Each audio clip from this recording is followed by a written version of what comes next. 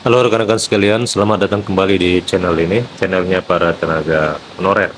Video kali ini kita akan membahas terkait dengan 3 poin usulan DPR yang dianggap bisa memihak kepada para tenaga honorer. Apa saja poin usulan itu? Silakan ditonton secara lengkap agar rekan-rekan sekalian bisa menerima informasi ini secara utuh dan menyeluruh.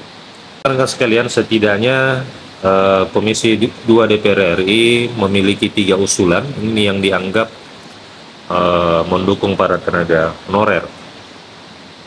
Pertama adalah mengangkat semua honorer menjadi pegawai pemerintah dengan perjanjian kerja. Ini usulan pertama dari DPR RI yang mengusulkan agar semua tenaga honorer ini bisa diangkat menjadi P3K. Ketua Forum Komunikasi Guru Honorer ini memberikan apresiasi kepada Pak Syamsul Rizal selaku Wakil Ketua Komisi 2 DPR RI yang terus mengupayakan agar semua honorer ini menjadi aparatur sipil negara atau ASN P3K. Wakil rakyat yang berasal dari Riau itu dinilai Ekowi konsisten membela kepentingan para tenaga honorer. Terbukti rekan-rekan dengan keseriusan Syamsul Rizal ini menyelamatkan tenaga honorer dari pemutusan hubungan kerja atau PHK secara massal pada 28 November mendatang. Sesuai penjelasan Syamsul Rizal, honorer yang menjadi P3K ini nantinya akan ditentukan posisinya apakah termasuk ke dalam P3K paruh waktu ataukah P3K full time. Setidaknya ini yang memberikan rasa lega oleh karena Pak Syamsul Rizal menjamin honorer tidak akan diberhentikan secara massal pada tanggal 28 November mendatang.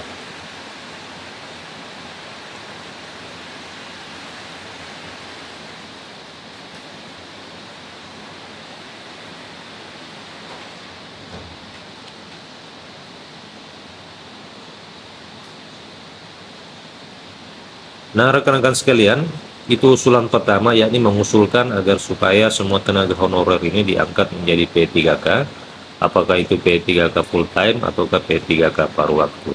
Usulan yang kedua dari DPR RI, yakni mengupayakan agar nanti ada juga dana pensiun untuk P3K.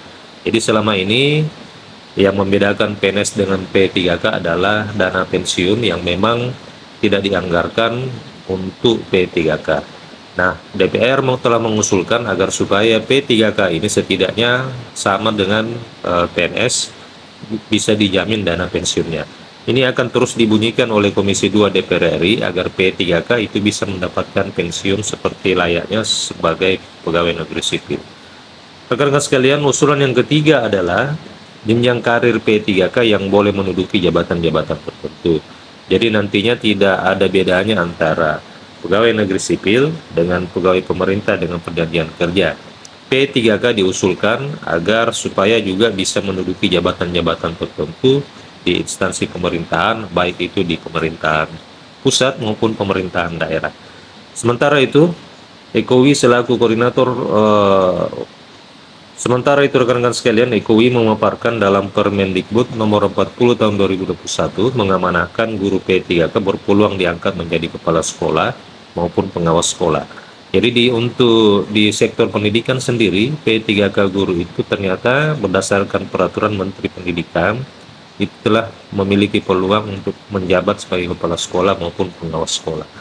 Nah, ternyata Komisi 2 DPR RI juga tengah memperjuangkan P3K agar bisa meniti karir seperti PNS pada jabatan struktural, sehingga P3K ini bisa mengabdi dimanapun berada.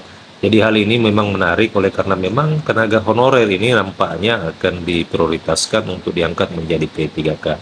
Setidaknya usulan dari Komisi 2 DPR RI ini yang memberikan ruang kepada para P3K untuk menduduki jabatan-jabatan tertentu di jabatan struktural itu merupakan usulan yang menarik, dan semoga saja ketiga usulan ini, yakni yang pertama mengangkat honorer menjadi ASN P3K, kemudian yang kedua menyiapkan dana pensiun untuk P3K, serta yang ketiga adalah memberikan kesempatan P3K untuk meniti karir di jabatan-jabatan tertentu, itu bisa diimplementasikan di dalam rancangan undang-undang tentang perubahan undang-undang aparatur sipil negara. Rekan-rekan sekalian, demikian video kali ini yang membahas terkait dengan 3 usulan DPR RI yang dianggap memihak kepada para tenaga honorer. Ayo subscribe channel ini agar rekan-rekan sekalian tetap bisa menerima informasi-informasi terbaru seputar kebijakan honorer. Terima kasih telah menyaksikan, sampai jumpa di video berikutnya.